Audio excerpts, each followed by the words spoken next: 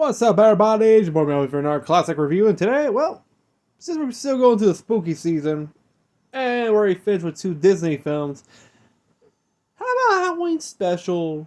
So iconic. When it first came out on the Disney Channel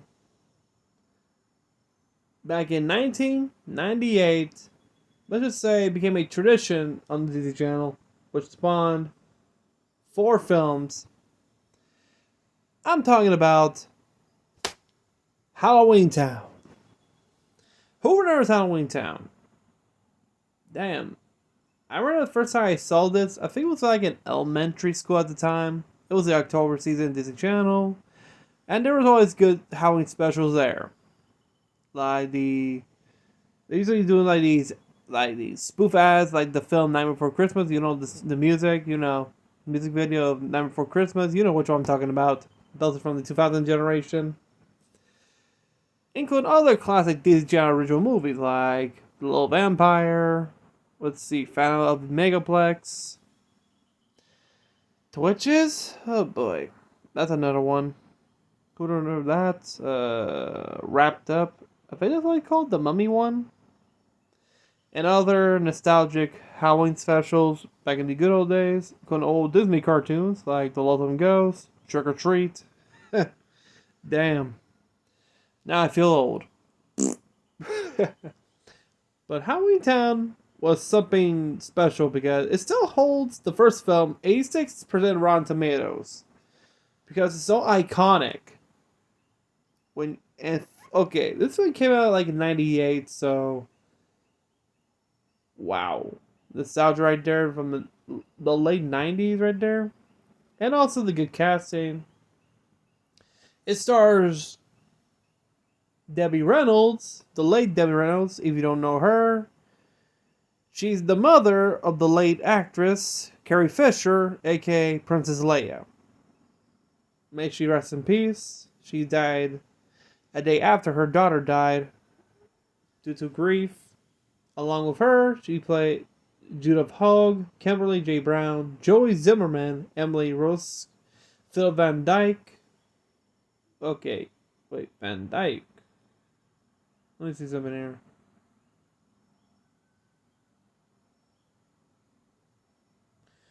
Oh, okay.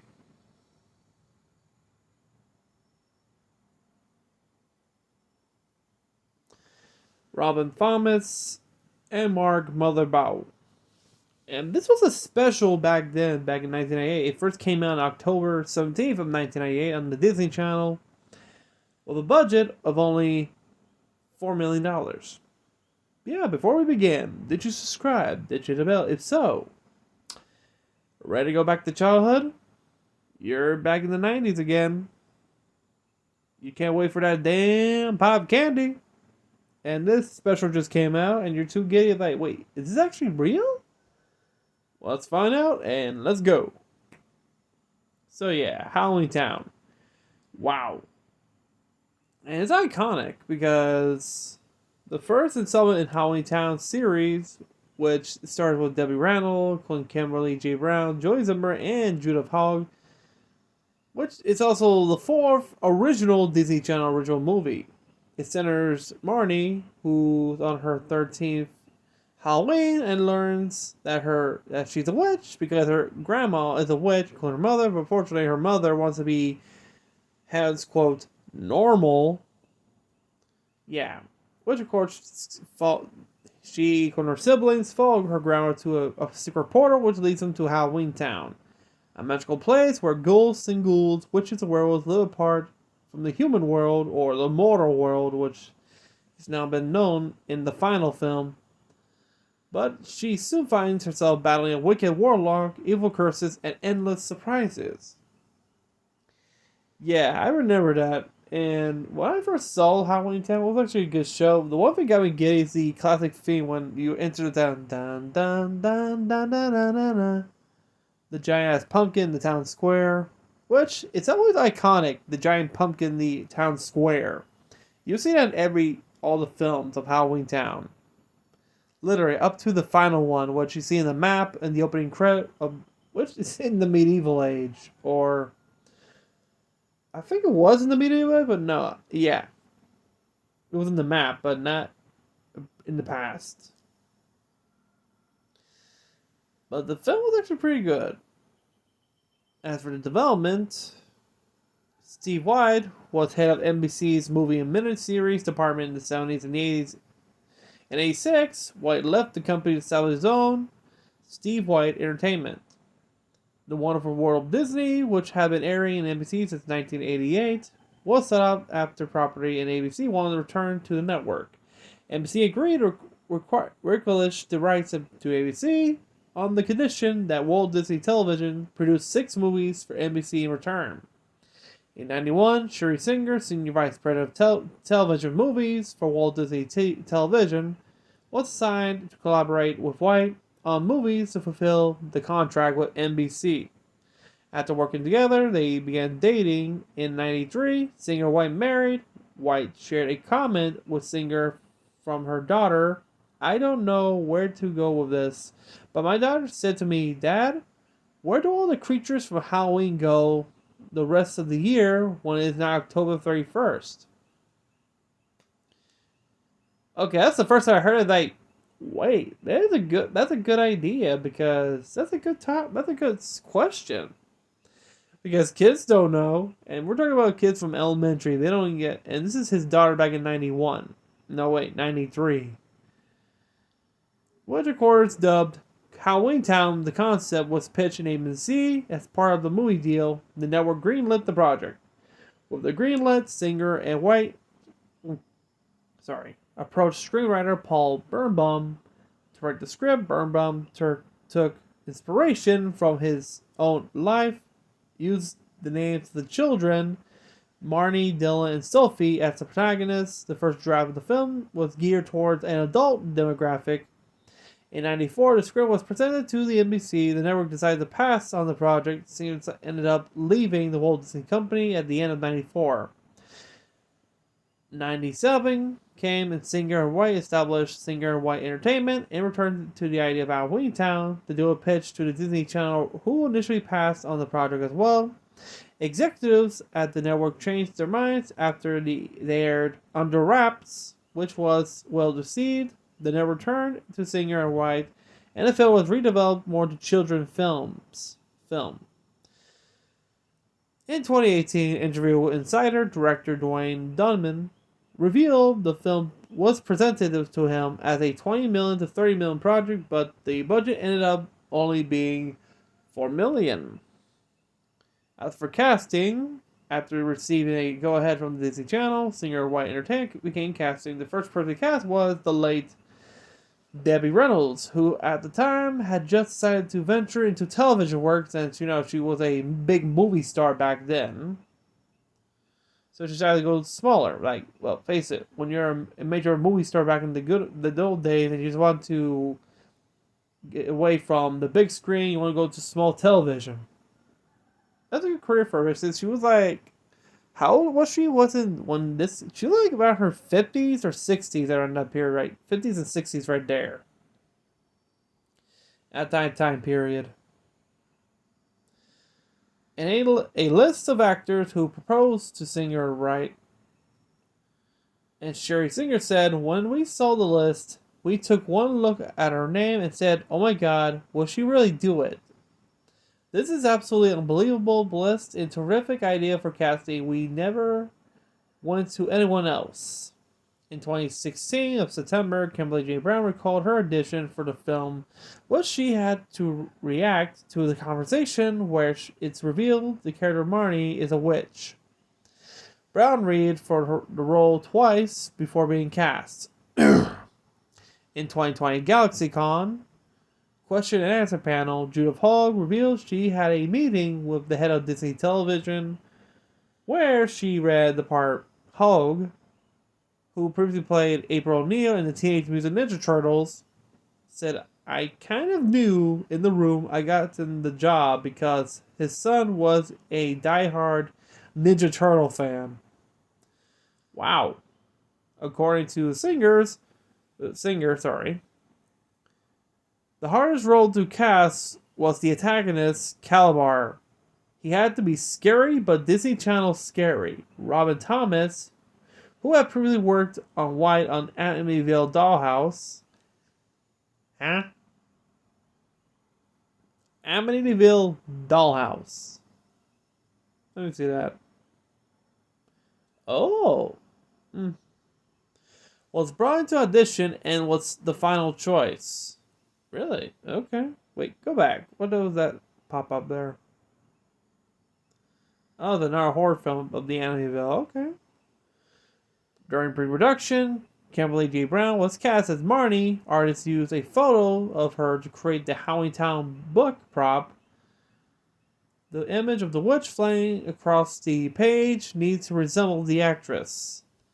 The initial ending of the film featured Marnie traveling deep into a enchanted forest to place the talisman, which is step the character was supposed to grow older the deeper into the forest she went. Makeup department took a life mask of Kimberly J. Brown to make it the different prosthetics age Marnie before the makeup process was completed. The ending was rewritten with Marnie placing the talisman into the jack-o'-lantern. I think that was better, actually. Halloweentown was filmed in St. Helens, Oregon, and Scappoose, Oregon, from May to June 1998. Across 24 days, the Nob Hill Review bed and breakfast in St. Helens was used for exterior shots at Aggie Cromwell's Halloweentown home. The voice of Benny the Skeleton was added in post-production. As a result, the actor on set were performing opposite a voiceless animatronic. A full puppet, actually. While filming a dance scene in the theater, Debbie Reynolds pulled a muscle. Singer recalled Reynolds saying, "You know what? I've been doing this for years and years. I've danced with pulled muscles and pain. I am not going to hold production up." The singer went on to say how impressive it was for the young actors on set to see what a real work ethic was. Wow. I recall the Van Dyke did a scene for Chitty Chitty Bang Bang was the scene at the factory where he actually popped something, which of course hurts like hell. Literally like the what was he called? What muscle he called? The back muscle? It would like one of a pop. Jesus. He just popped something or ripped something. The final scene shot during the filming was Marty and Aggie's flying. The flying scene took a day to film, capturing the actors in front of a blue screen. No shit. Of course, when this special came out on Disney Channel on October of '98, Comic Magazine ranked Halloweentown as number 9 on its 40 best Disney Channel original movies list. Katie Halen of the BuzzFeed, which is now extinct, called the first 3 movies one of the best things about Halloween. Which, of course, Rotten Tomatoes approved of 83%, and based on 6 critics, an average of 5.7 out of 10. After that, the film spawned to make 3 sequels, including Halloween 2, Calabar's Revenge in 2001, Halloweentown High in 2004, and the final, Return to Halloweentown in 2006. You gotta be a kid when you saw the trailer for Return to Halloweentown back in 2006. I think I was like in the 4th grade when this came out. And that was actually pretty good. I think I had a Mandela effect that the Headless Horseman appeared at Cromwell University at front of the library. I don't know. Damn. Okay, I mean, you want to go to university like that? That's actually pretty cool. Which is actually an ancient castle. I think they got inspired by Oxford University. It looks like a castle itself, but hey. There is that castle that turned to University in Wales, if I recall correctly. Became popular ghost stories. But yeah, what's the film about? Well, it's about Marnie, who, of course, she wants to have fun with Halloween, but unfortunately her mother, a single mom, Gwen Piper, refused to let her kids enjoy Halloween. Of course, one night, their grandma shows up. And, of course, since the grandma's always been the one who makes everybody happy except her mother, which turns out grandma's a witch. Like there's a gag there where she was in the kitchen, they're making chicken. She actually makes the chicken back to life like this, and boom, fried chicken. You imagine kids? Huh? How do you turn a live chicken to fried chicken? Of course, still got pissed, so they decided to, hey, let's leave home and follow Grandma. So of course they did. They head behind where the bus stop is. Of course, a bus shows up. She gets down. They see in the back of the bus. As of course, the bus flies to a mysterious portal, and soon to see all the passengers are actually monsters in disguise, and they arrive at Halloweentown. Which is kind of pretty cool. He's all the different monsters, including people with jack-o'-lantern heads, different goblins, ghouls, everyone, but everybody's happy and friendly. Of course, they ran to, I think it was Calabar, who's the mayor of Halloweentown, and an old flame of their mother. Which, of course, they want to know where Grandma lives, so they ask for a cab named Benny the Skeleton, who makes... I say this has to be where the Crypt Keeper, one of the Crypt Keeper's students, because he tells one of the worst skull jokes ever. You want to learn skull jokes? Go to Brook from One Piece. He knows how to do it just right. In a weird, perverted way. Of course, strange things have been happening in Halloweentown, mysterious disappearances, including an appearance of a warlock who wants the people of Halloweentown to take their rightful place as superior beings against the mortals. The one that freaked me out was the scene where I think the grandma and her daughter went to this theater, and the grandma found one of her friends like petrified or mummified in an abandoned theater in this giant vortex right there. Jesus fuck! You find a bunch of these people right there in the theater row, like covered in cobwebs, dead or what, or cursed. Jesus. I kind of like it where you get this fight, like a mother-daughter fight, because face it, the mother wants to have her children a normal life instead of this other life, which Marty kind of likes it because, yeah. I get it. She wants to protect her children from this, but hey, sometimes they have to choose their path. Even when they're a annoying child, a brat. I think Dylan has to be the short end of the stick because he's like the brainiac, which of course, you see both the mother and daughter look at him like, huh? And poor Sophie, she's young, but she rarely gets any line but being adorable. Damn. Of course, it revealed, spoiler alert, the warlock's none other than Calabar, since, let's just say, he would be cuckoo crazy. Let's see. I wonder what was the reason why.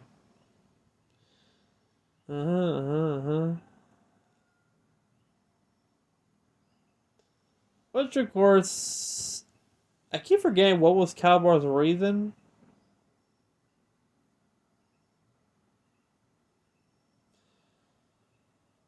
Wow, ex-boyfriend of hers. What? Oh yeah, I think this is the reason why. I think this is the reason why, because I think I found why Calabar wanted to rule the world, because he got dumped by his by the kid's mother is because she preferred being a mortal over him. Whoo!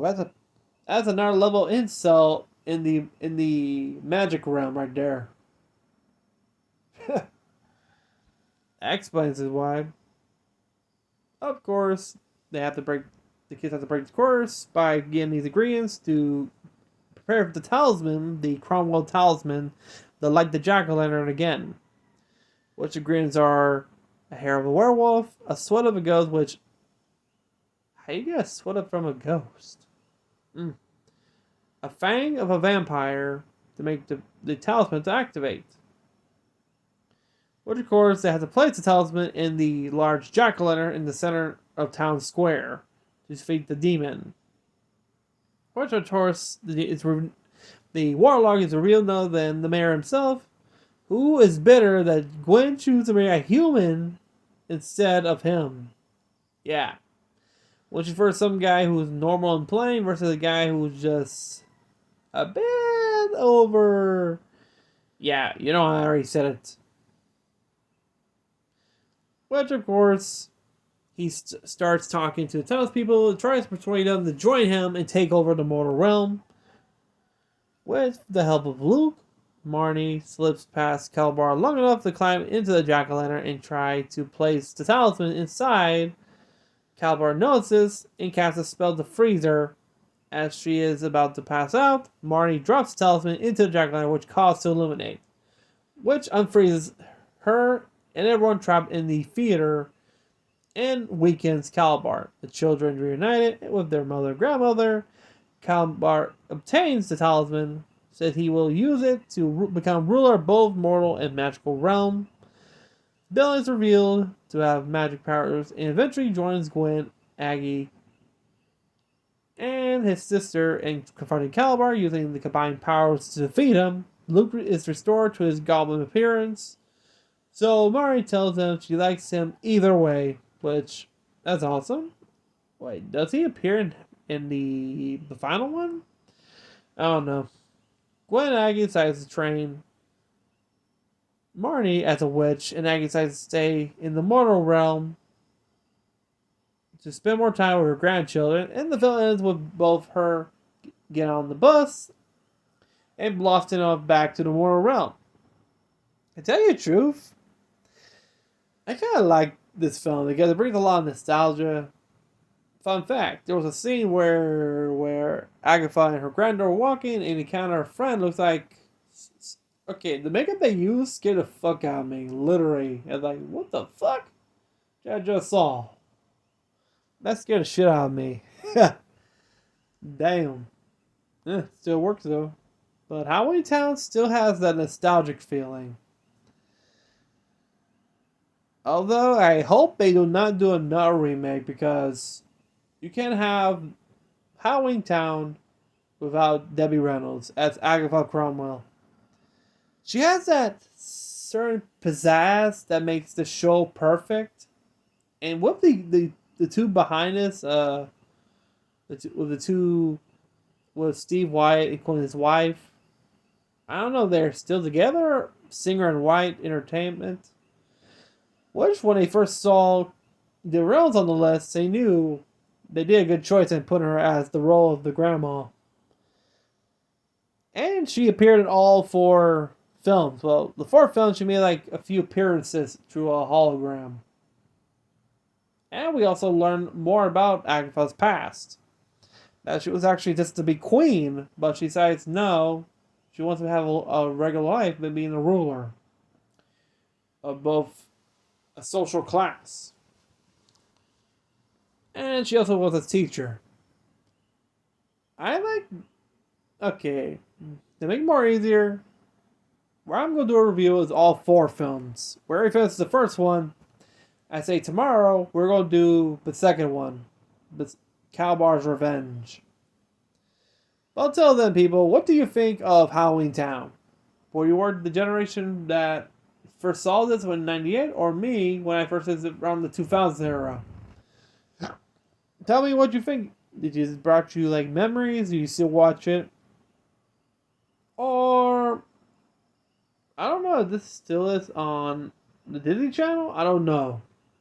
It's been years since I've seen the Disney Channel. There's not really anything interesting for me to watch. And like back in the good old days, there's some episodes I want to do a review on. Like there's 2 episodes from Lilo Stitch I want to do. There was a Halloween special of that, including one of the Night Marchers. I want to do that review. I think there was one episode of the Proud Family involves a warlock and Penny becomes a superhero defeating the warlock. I want to do that review as well. Since I did mostly reviews from Cartoon Network, Halloween specials like from Grand Adventure Bill and Mandy, some from the Colonial like Hey Arnold. There's one from regular shows, Terror Tales from the Park. There's something I have to cover, but hey, we got enough time to do reviews. Hey, I'm always checking there's enough info about these episodes to make a review out of it, get my memory rewinding back, so I'll be more content. But yeah, let me know what you think of Halloweentown. If you have any other Halloween specials from Cartoon Network or Disney Channel or Nickelodeon. I'm talking about from the 2000s era or late 90s. Not now. Like from that era. That had that special feeling and also has a darker ending. It turns out the ghost is real, you know. Something sort of like Harry Arnold, like the Ghost Bride, the Ghost Train, the Headless Cabby. You know what I'm talking about. But until then, if you did you just and remember to subscribe, hit the bell so you won't miss any of our great content, and like this video because we need it. And remember our goal to have 1 million subscribers. Sorry. To have 1 million subscribers or at least 500K because it's already been 11 years. So let's try to do this. Hey, October is my favorite month. Let's get the spookiness on. And I might try to upload some reviews from Goosebumps as well. There's other episodes I want to do a review on. You guys are liking more of the slappy one because there's 3 of them. Including the Haunted Mask, which, hey, come on. And the Goosebumps series of Disney Plus is coming out on Friday the 13th. And one of the episodes is the Haunted Mask. So I want to do like a comparison between that episode of the Haunted Mask, the Disney Plus one, versus the old school one from the 90s, from the old Goosebumps show. I'm talking about concentrating on the first Haunted Mask. It doesn't mention the Haunted Mask 2. So until then, have a great day, everybody. See you next time. And stay cool.